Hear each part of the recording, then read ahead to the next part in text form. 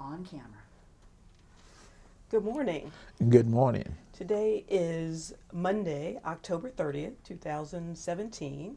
I'm at the Atlanta History Center in Atlanta, Georgia. I'm Dr. Rashanice Candy Tate with the Atlanta branch of the Association for the Study of African American Life and History. I'm here with Herman Anderson. I'm president of Black Veterans Helping Veterans, which is a nonprofit organization that's 5 years old. Wonderful, and that's how we met. That is true. So we're going to start off with the questions. If you'll tell me when and where were you born? I was born in Dublin, Georgia, Lawrence County. The date, November 13th, 1944. Okay, good year. About to have a birthday come up. Yes, I do. So who were your parents and what were their occupations? My parents, my dad was named Louis Anderson. He was a farmer, and my mother was named Lizzie Mae Anderson. She was also worked on the farm. Did they own the land? No, we rented. Okay. And do you have siblings? And if you can tell me names, gender, and were any of them in the service? Yes, I have. Actually, I'm the oldest, and there's 8 of us, 6 boys and 2 girls. And my brother. The birth order. Okay, my brother next to me, he passed. His name was Robert Anderson. I was in the Air Force. He was in the Air Force also. My next brother is Theodis. He was in the Army. The next one is Albert. Albert also went in the Army. And then my sister came. Her name is Claudia. She did not go in the military. My next brother is Abraham. And Abraham also went in the Army. After Abraham is Margaret. Margaret did not go in the military, but she married a military guy. And my youngest brother is Ivy Lee. He did not go in the military. Ivlee is? Ivy, yeah, Ivy. And then Lee. Lee, yes. And then Theo? Theodis, Theatis. Theodis, got it. So there might have been a little family rivalry between the Air Force and the Army? Yeah, the Army won. The first 2 went in the Air Force, and everybody else went in the Army. Okay. So tell me a little bit about growing up with 8 family in Dublin on a farm. Well, Your early life. like I say, there was 8 of us, and I was the oldest. We all worked on the farm. Then after we went to school, we all went to school out in the Lawrence County, a school out in the country. So we stayed busy. When we wasn't working, we would play sports. That was enough in the family to create a team. to create our own team. So we did that. With some cheerleaders. Yes. So and actually had the next farm over. My uncle lived there, and there was I think there was 9 of them. So family was close by, and we always found a way to stay busy. So the school system at that time was segregated? So what was the name of the school? Millville, Millville. It was segregated, and we have every other year now we have a mega reunion of all of us that went to that school. We had one last year. We have another one in 2018. Wonderful. And you said you played sports? Yeah, I played sports. What sports? I played baseball and basketball. Okay. And then how did going to the military come Well, about? came about actually after I finished high school. We had a small class, but I was also the president of my class, and I I had a partial scholarship to go to the college, but it wasn't enough to pay. So after I finished high school in May, and for 2 months I thought about what I wanted to do, and the job offers I had, I didn't like those either, so I went in the Air Force.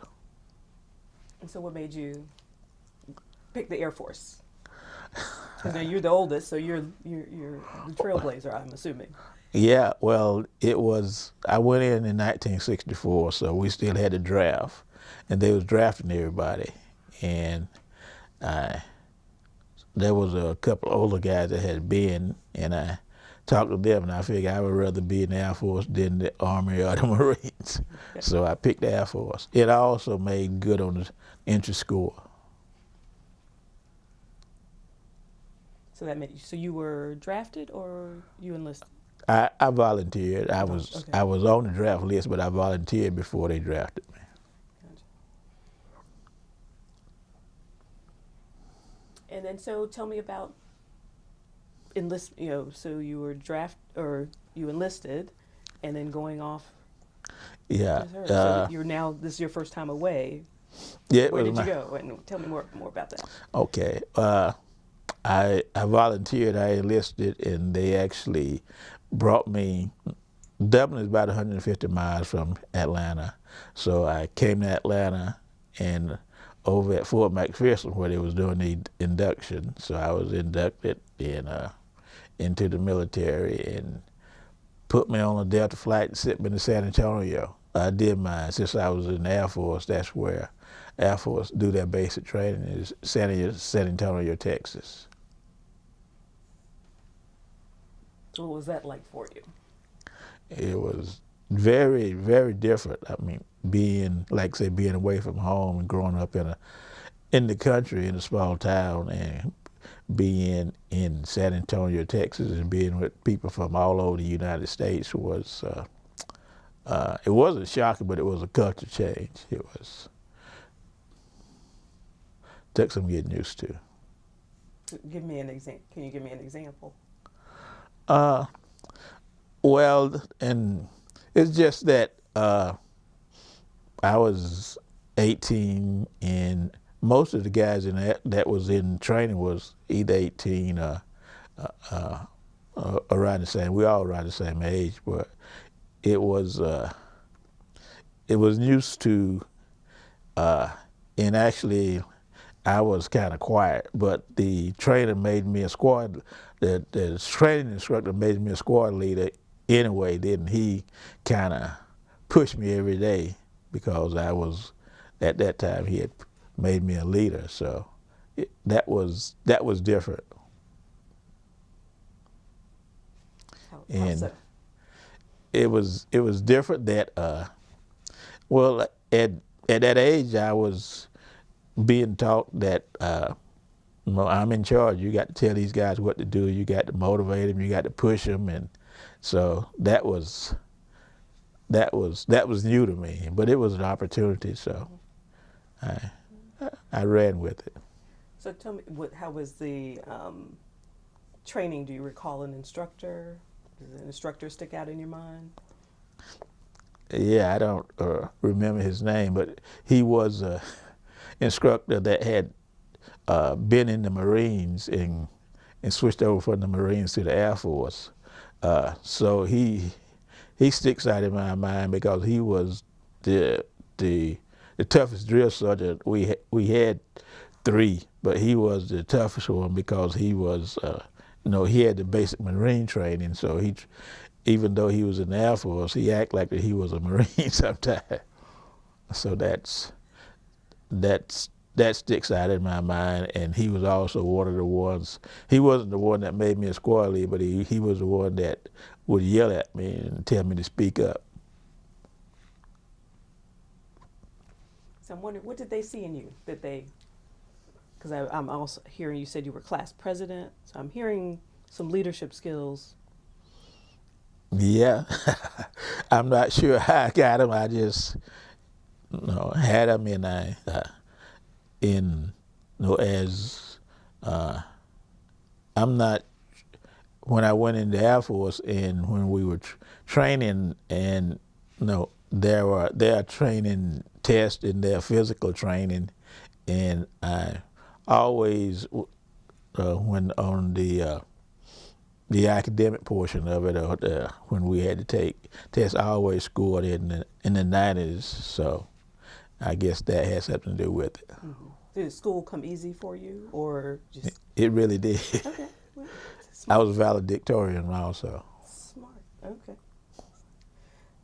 Did you receive any specialized training? Uh, After training in the basic training was 8 weeks. Then, as after that, I received some specialized training in electronics. But I did some electronics. But after I finished basic training, I and took the technical training. I ended up being stationed in Florida, Eglin Air Force Base, which is down in Fort Walton Beach, and there wasn't that much technical to do, so I was mainly in security, in military security and military police there. At Eglin at that time, there were B-52 bombers that were there, and we had to make sure that the base was secure and the perimeter of where they was on the flight line was all secure.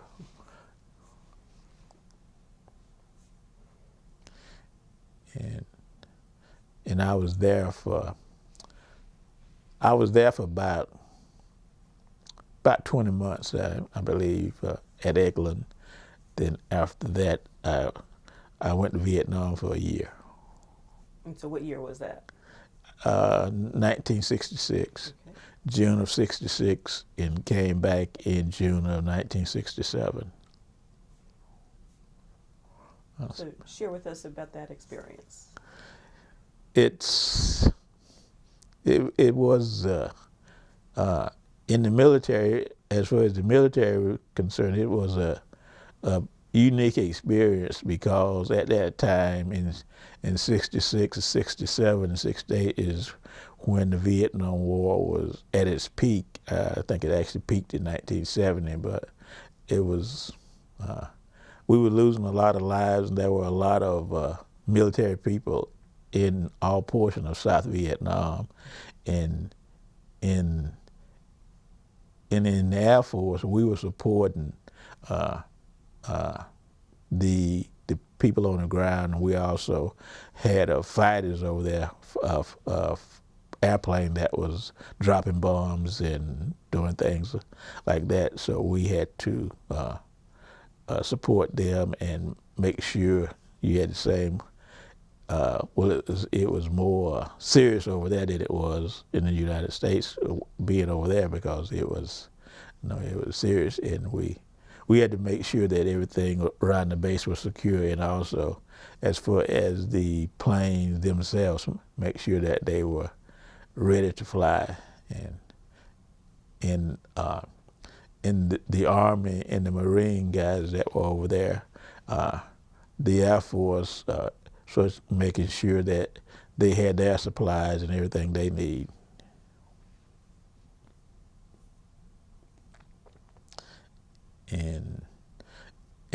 And also different parts of Vietnam, the air bases were in certain places, then the Army and the Marines were going different places trying to secure the area. Now, in the end, when the war was over, we just ended up pulling out. But at that time, we were trying to secure South Vietnam. And so, you were providing security? Well, we were providing security, and we were also providing support to the troops on on the ground. We were at different. I was at two different Air Force bases while I was over there. And the bases had the plane. We also had the supplies to get to the troops on the ground. So was it kind of frontline? No, You're it not was. in combat, but you're. Yeah, I wasn't in Let's put it in. Yeah, I was in the combat. I was in the combat zone, but I wasn't actually in, going out in the bushes like the Army was in the Marines. They would attack the base sometime at night too, but we survived. So what did that feel like? Or It was very scary, to be honest with you. I didn't have an interview last week, but I had some questions about that for VA purposes, and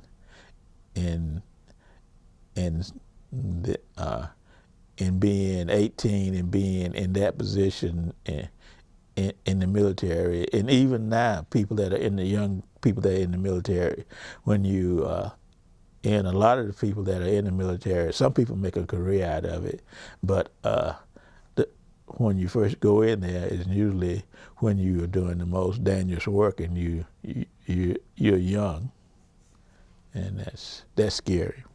yeah, I can imagine. So did you witness any casualties or destruction?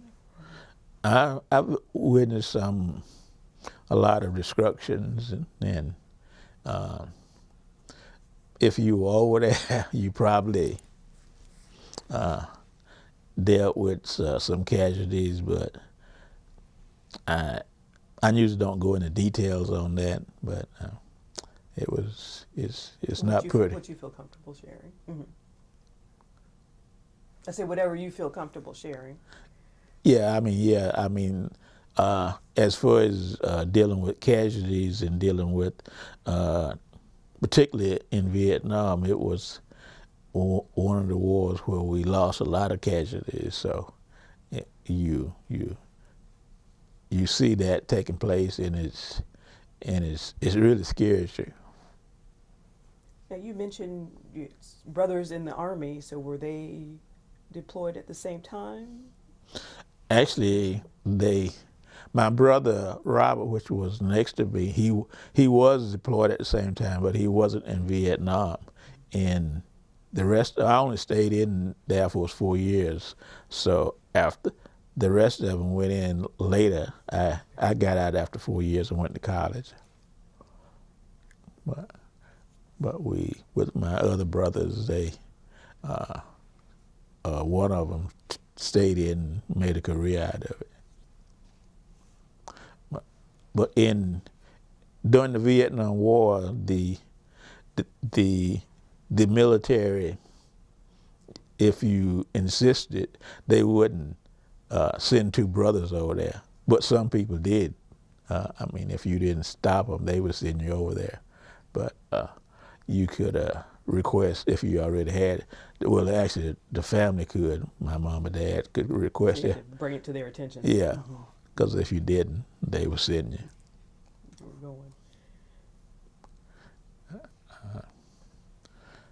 So did you develop any friendships in those comrades?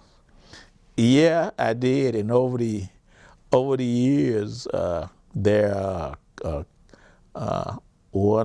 a couple of persons that we kept in touch, but most of us, after we got out of the military, we didn't keep in touch. But there are actually one person that actually lives in Cobb County, and we were in Vietnam together. And there's another guy I know that's in Washington D.C. And the other people that were in the military with me, whether it was Vietnam or whether it was somewhere else. After I came back from Vietnam, I spent my last year at Bolin Air Force Base in Washington D.C. And so, I wasn't part of the color guard, but that's where we were in the same barracks as the Arlington color guard, and those, and there was a couple of guys that I maintain a relationship with now. I mean, we all about the same age, so we're not active in the military or anything now, but it was, we did maintain communication. That's great. That's great. And I'm going to back up a bit because we went right into Vietnam, but just during basic training, kind of remembering the physical regiment, the barracks, food and social life, being an African American, how were you treated, or what are some of the things that were happening? Well, one thing about basic training, I talked to some guys now that went through basic training, whether it was in the Air Force or whether it was in a different branch of service. And one thing that you learn in basic training is discipline, in like certain habits that they drill into me in basic training, like making my bed, folding my underwear and socks and all that. I still do that, and some of the other guys still do that too. And thing about basic training, you had to shine your shoes. I mean, if you didn't, I mean, there were results. And being African American, when at one time before I went in, you had to shave your beard off. But when I went in, they would let you keep a mustache, but you had to shave every day. You had to shave closely, and I didn't have the issue, but some African American guys had the issue of getting razor bumps, and you have to deal with that if that's an issue. And like the drill sergeants we had in basic, they weren't too sympathetic about it, so you would have to let the doctor know and go to the medical clinic, let them know that if the shaving is cause you to have razor bumps. And that's one thing about is the basic training. It is the structure that you deal with when you go in there. And during the time that I went in there and we were drafted, most guys got through there some way or another. But in today's environment, it's all volunteer. And some 18-year-old, we have male and female that goes now, is they get in there and they decide they don't like it because of the structure, the discipline. But pretty much when they were drafting us, we had to deal with it. So what was social life like? When you were in basic training, there was none. I think for the first 2 weeks, we were in, like I say, in San Antonio, and for the first 2 weeks, they wouldn't even let us go downtown. Then after 2 weeks, on Saturday, we could go downtown and stay until a certain hour and come back. So then after that, it became more normal. But for the first, when I was in San Antonio, I was in there for I think 12 weeks. So I wasn't able to. I could go downtown, but I wasn't able to come back to Georgia. And after I finished training, and I came back to home for. You hadn't been in there long, so they gave you a few days before I had to go to Florida. And in Florida, that part of Florida, it depends on your social life. Depends on what part of where you are. And at Eglin and down in Fort Walton, at that time in 1965, there was much to do down there. So that was, even though we had different shifts that we worked, we had time off. There wasn't much to do in that part of Florida. Mm-hmm. And then in the year that you were in Vietnam, was it strictly on the base, or? Yeah, it was strictly on the base. In Vietnam, after 6 months, you got a week off, so after 6 months, I went to Thailand for a week, but during Vietnam, when I was over there, the base was the safest place to be. So I didn't really want to go to any of the little villages, anything like that. What was Thailand like? It was nice. I went to Bangkok, and I enjoyed it. Now, you're single all this time? Yeah. During this period, you had, Yeah, I you was. had married. Mm-hmm. Yeah, I was single all the time that I was in the Air Force. Actually, I was thinking about that. While I was in the Air Force, after I came back from base training, I went to Eglin, and most holidays we had to certain amount of us could take off, and some of us couldn't. And while I was in Florida, I think I came home twice. Then I went to Vietnam over there for a year, then came back home. Then when I went to Washington for my last 12 months, I stayed up there until I got out in August. So I came back home in April of '68 when I was going to get out, because I went down to Savannah and enrolled in school. So when I was in there, I didn't really get back to Dublin that much while I was in there. Did your family stay in touch with you? Was it writing? Yeah, letters?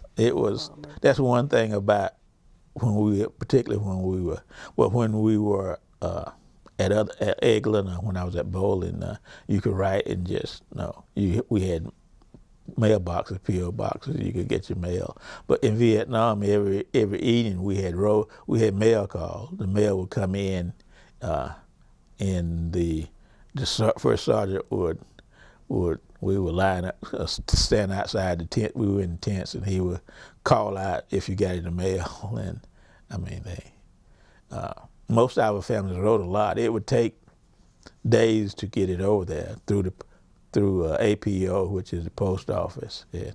But yeah, we look forward to it. I was about to say, how did it feel getting those letters? It felt great. So do you say your parents were renting a farm? So what was that sharecropping, or what was the? Well, actually, crop? it was we grew cotton, we grew peanuts, we grew corn, and they were all crops that we could sell. But the difference than sharecropping and renting is actually the people that own the land. It was actually two ladies, and they didn't want a tenant, so they rented to my dad. And a lot of people did do sharecropping. And sharecropping is that the owner of the land get a share of whatever you produce, but they charge us per acre fee to rent the land. Was the difference? And so then all brothers and sisters were part of making the farm work? Everybody was part of making the farm work. We grew the different crops. We also had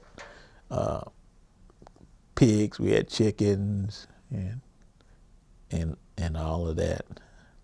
We grew all of that, and it's then as we I think my my youngest, my my youngest brother and my youngest sister, uh, my, my dad decided he wasn't gonna farm anymore, so he just rented the house and stopped farming, so they didn't have to work on the farm as much. But I understand it's character building, Yes, it is. it's to say the least. it's amazing. One thing about Vietnam was that the heat was terrible over there, but also down in South Georgia in July and August when you're working in that heat, it is character building. That's a good word for it. So let's. So you said you did your last 12 months in D.C. and then you, in '68, you went to Savannah State. What is it? Right. To enroll in school. Right. So tell us what you.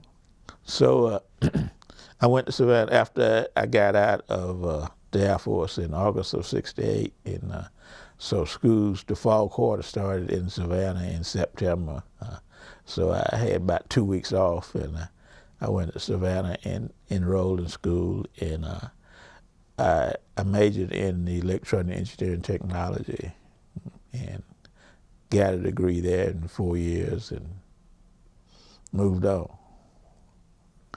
While I was at Savannah, I mean, the GI Bill did help pay for it, but I mean the amount that we were getting back then didn't pay for it completely. So I worked at UPS and got through school. And after 4 years there, I mean I made sure that I got through in 4 years because I didn't have time to waste, and I was ready to start making some real money too. So Yeah. So bring us up to. I know you've done a few things since Savannah State, so you can bring us up to present day. So I finished Savannah State in '72, and I started working for Southern Bell.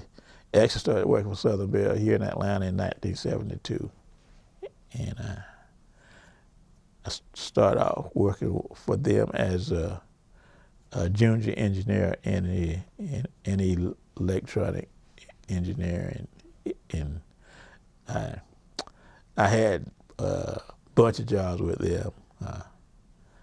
I worked for them until when was it? 2006.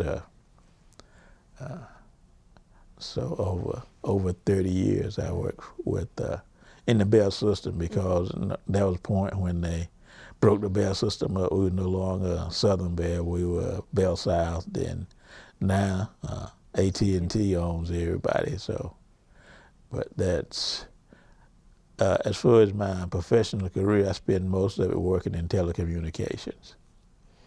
And so how did your military experience transfer into your civilian life?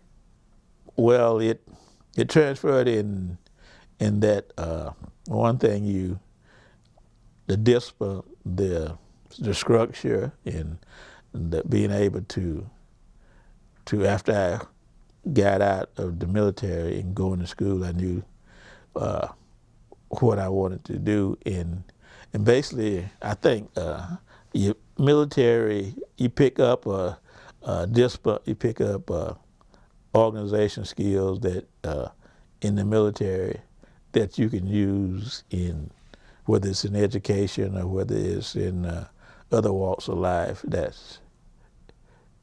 That helps a lot. In today's military, you actually pick up a lot of skills as far as IT and other skills that you can just use. I think a lot of veterans today, whether they stay in there 2 or 3 years or whether they stay in 20, they actually have skills when they come out that are transferable, and that's good. Yeah. So adjusting to civilian life, was that? It was. I mean, I didn't stay in there for 4 years. So, but I think if you stay in there, make a career out of it, and you, when you get out, say you spend 20 plus years in there, and you about 39 or 40 when you get out, and you've been in the military for 20 years there. In my opinion, there's some adjustment to be made, but when you stay in, like a lot of us did during the Vietnam era, 3 or 4 years, you're just glad to get out. Yeah. And so I see you're proudly wearing your Black Veterans Helping Veterans. So this next question asks if you're a member of any veterans organizations, and you actually founded one. Yeah, I founded one, and I'm a member of most of. I'm a member of DAV. I'm a member of VFW, American Legion, and also the Black Veteran Helping Veteran that we founded 5 years ago is we found out there are a lot of veterans that wasn't aware of the process of dealing with benefits that's available to veterans, even whether you just was in there 3 years, 4 years, 2 years, or if you made a career out of it. There are some benefits available and entitlements available that if a professional organization or someone that's kind of a specialist don't share it with the veterans and encourage the veterans to pursue it, it's kind of opportunity lost. So that's what we started doing, because there are, I mean, most people aware of the education benefits, or maybe you're able to, and a lot of them are aware of the VA home loan benefits, but there are other benefits that's available also, like, for example, if you if you was in Vietnam, and I think most people is heard about Agent Orange, which they sprayed on the foliage over there. And if you were exposed to that, you should file a claim to request compensation, because it's a good chance that you have some ailments that's attributed to being exposed to Agent Orange. And actually, it's about 14 different ailments, a couple of lung disease, heart disease, type 2 diabetes that are all possibly contributes to, also prostate cancer, all possibly attributed to being exposed to Agent Orange. And so your organization is helping make veterans aware. We help make veterans aware of that. We also, my organization and other organizations have veteran service officers which help veterans prepare their claim and submit the claim process, because it's the VA claim process it's a whole lot of red tape, and they have a backlog of, at one time the backlog was over 2 years before you submit a claim. It'd take you that long to get it through the system. It's down to, now they try to get it through there in 6 months, but sometimes it's a year. So those are issues that veteran have, and you have, whether you are a Vietnam veteran, a Korean veteran. Now we are probably dealing with a disability claim, but you have some other veterans, like Iraqi veterans, that are dealing with injury claims, and PTSD is big now also. So some of those veterans are dealing with mental claims that are backlogged too. In the meantime, I mean, life doesn't stop, so you're having issues. So is there a story or something? What made you want to start the organization? Yes, one of my college friends, Lewis Jackson, uh, he went to Savannah also, and uh, we kept in. Well, actually, we were friends after we came back from. He lived in, he moved to Atlanta. He was from Columbus, and so we've been friends ever since we were down in Savannah. And it just so happened that I started working on my claim for H. Stewart. He was working on his, and we saw all of the red tape, and we saw all the issues, and we also saw the lack of information that was not being distributed. So he basically talked me into it. I'm more of an organizer. He passed a couple of years ago, but he's more a marketing sales guy. So he talked me into it. And today, your organization? Yeah. Today, like for 2016, we actually we meet twice a month, and usually when we meet, we see in a month we probably have people come in to start a claim or either update their claim. And in 2016 we helped over 300 people. It doesn't mean they all got benefits, but we help them at least either update their claim or get their claim in the system. Wonderful. So, and we have guest speakers come and present opportunities, or make the veterans and their families aware of what benefits that's available to a veteran, to their families at our meeting, because there's,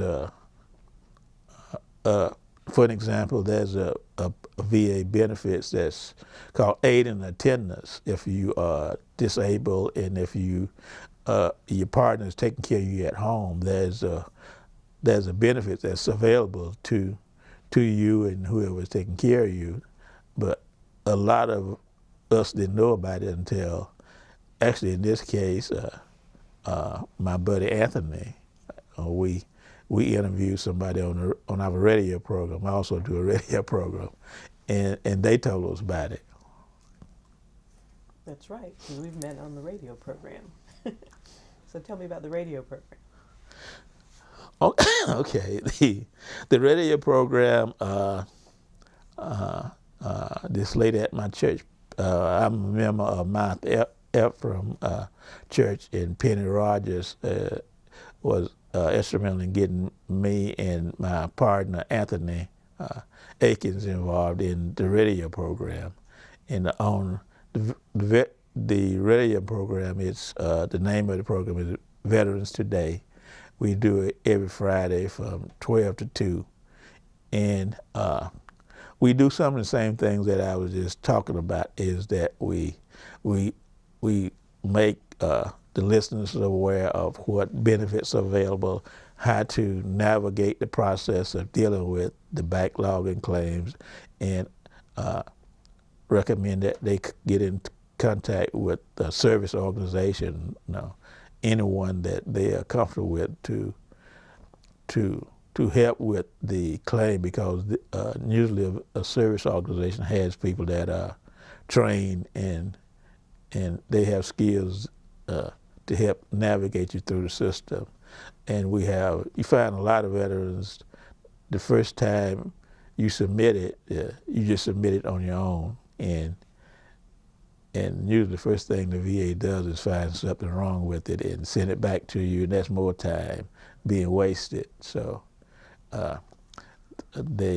we talk about this on the radio program. Also, there's a name that fully developed claim. If you dot all the I's and cross all the T's, then they have no excuse not to process it. Move it along.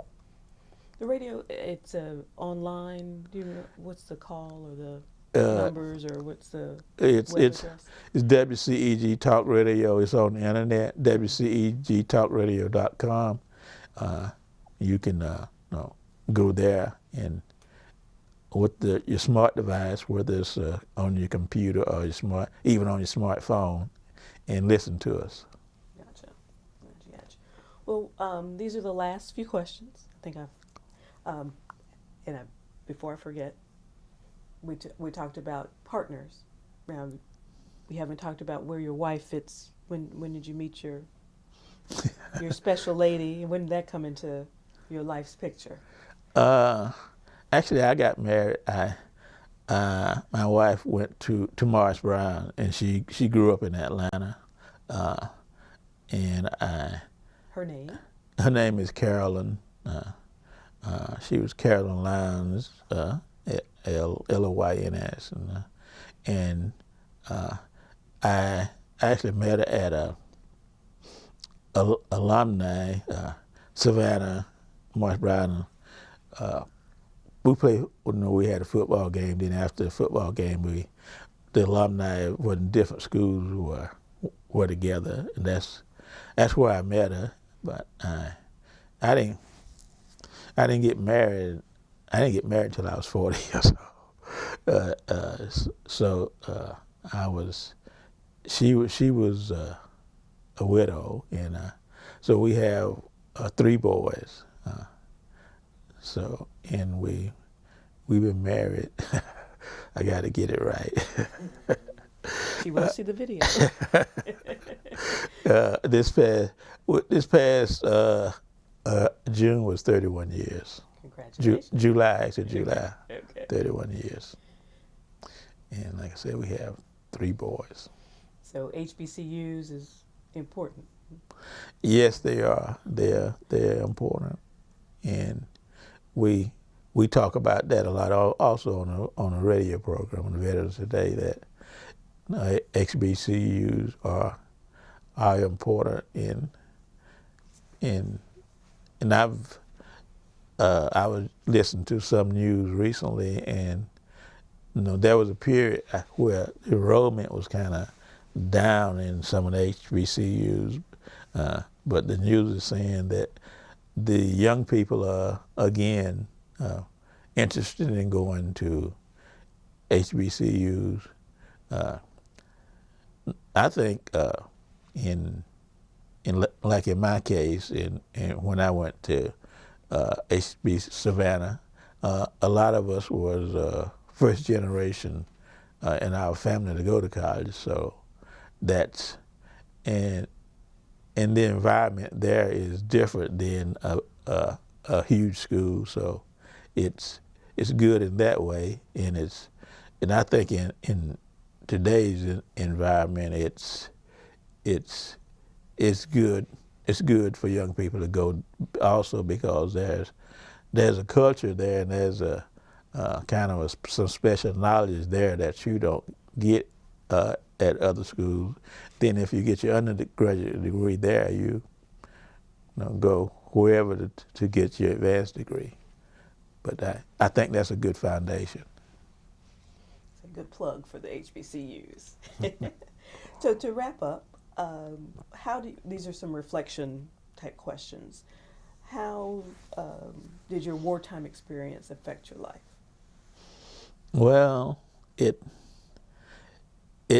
definitely affected it, but I think it affected in a positive rather than a negative way.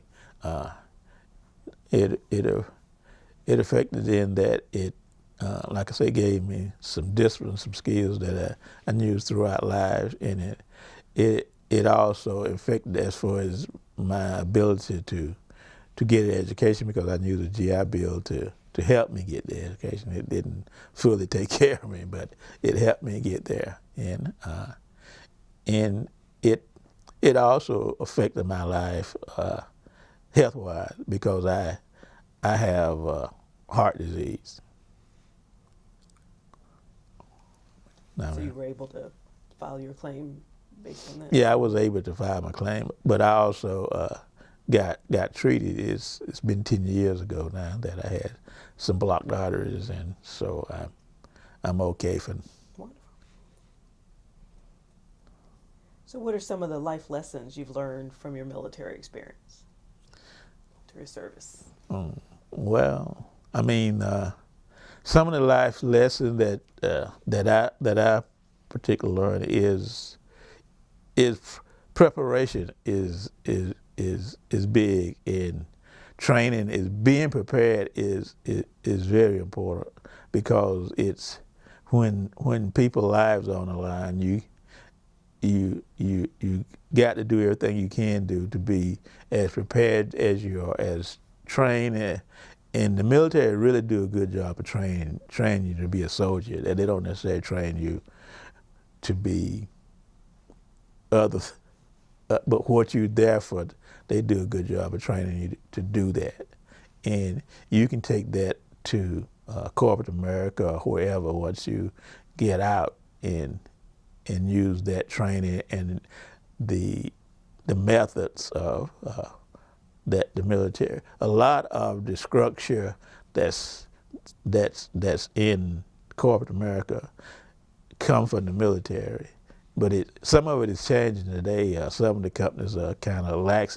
They're not as structured as a discipline as the old companies were, like AT&T and IBM.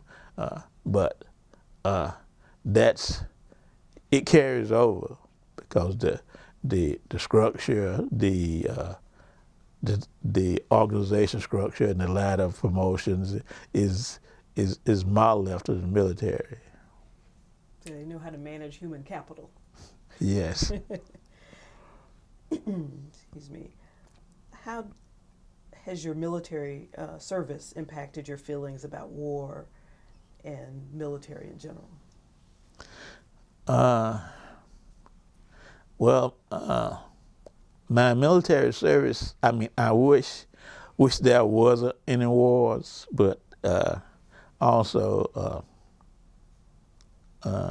if you read the Bible, and depending on your religion or whatever, there's always going to be wars. So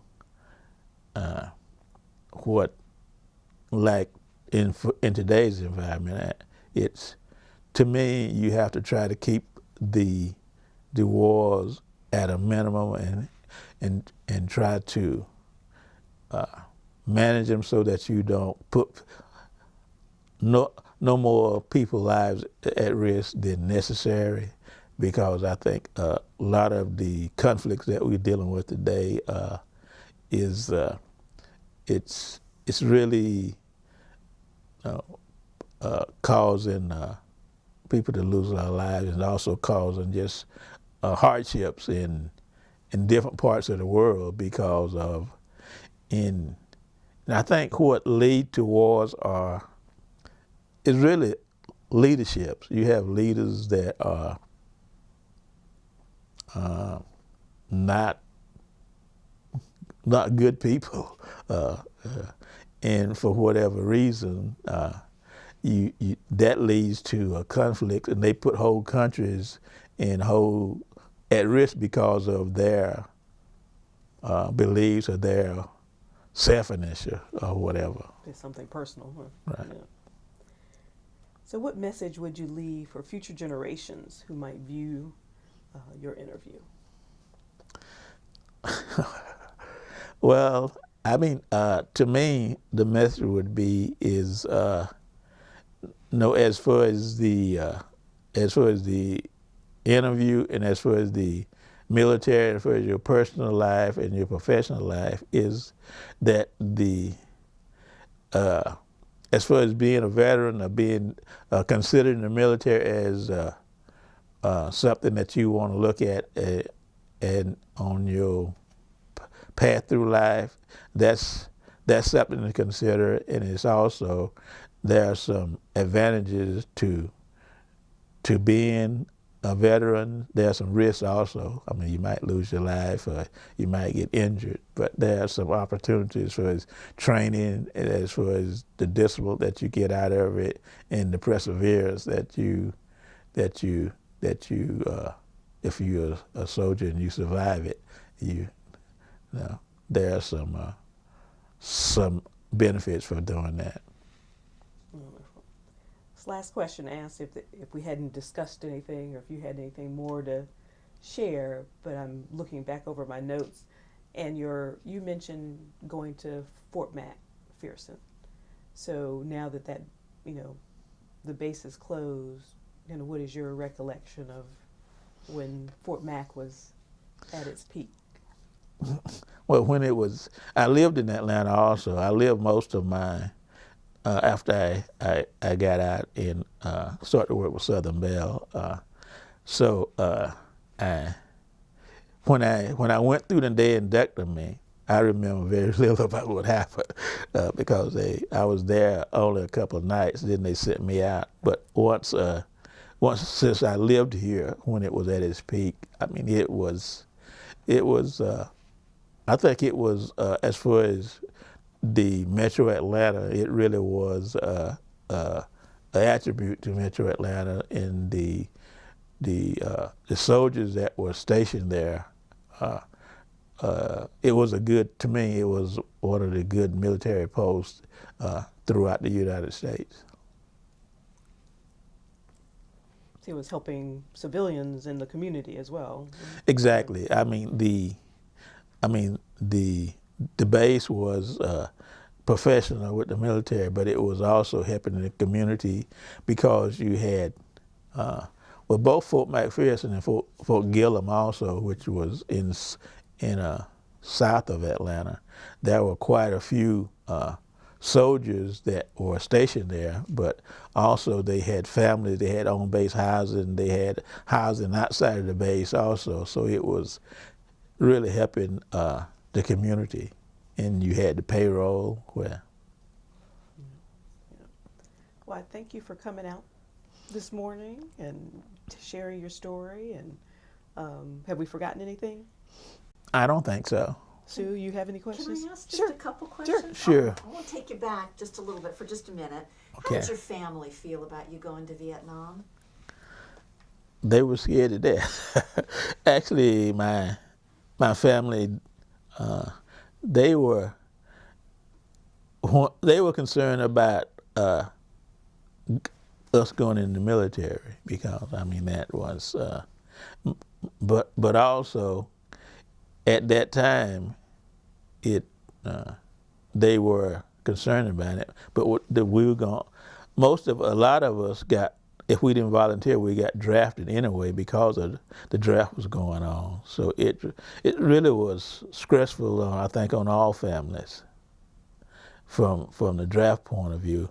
But as far as my family, my dad didn't go in the military, but I had some uncles and some other people that had been in the Korean War and even one uncle in World War II, so they knew what the military was like. And you said you were at 2 different bases. Which air bases were you at? I was at Cam Bay and Nha Trang in Vietnam. What was the toughest part of being in Vietnam, would you say? The toughest part was being. I mean, it really was a serious, terrible war, and people were losing their lives every day, and the toughest part was being in Vietnam and seeing that and knowing how dangerous it was and the possibility of losing your life, and that was the toughest part.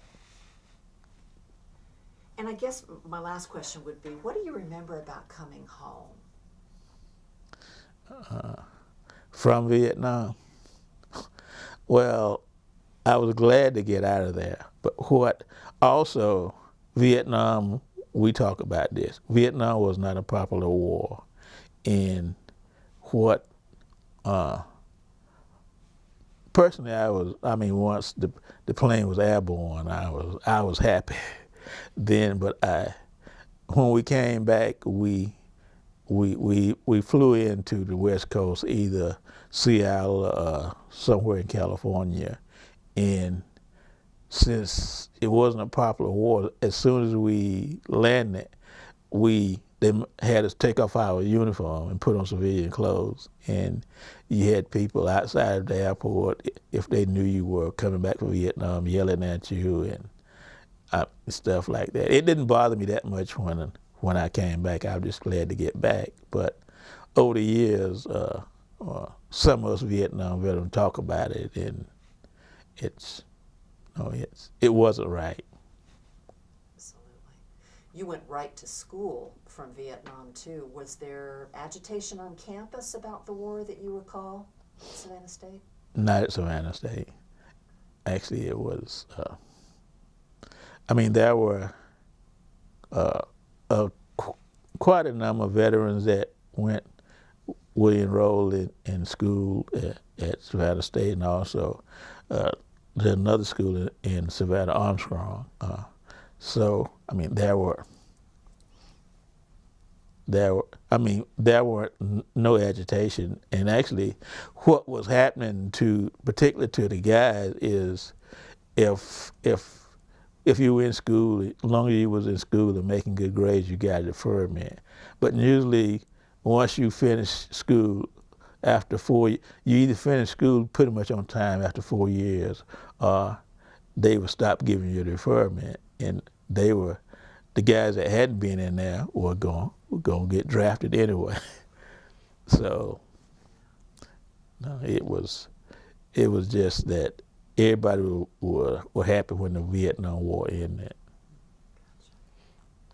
And then to follow up on that, so we're also at a very turbulent time for African Americans. So were there protests or for civil rights? So here it is, you're fighting over Vietnam for the country, but you don't have your rights. We don't have our rights in America. I don't remember any protests, but I remember a lot of discussion about that. And for an example, like on particularly the veterans on campus in summer, in some of the other citizens, for example, in Savannah, and even the year I was in Washington before I got out, there were, like I say, I don't remember any protests, but I remember a lot of discussions around that, and that particular black male saying that I go to Vietnam and I come back here and I can't go certain places, things like that. Thank you. Thank you. Thank you Thank for you. your service. And thank you for your service. Thank you. And welcome home.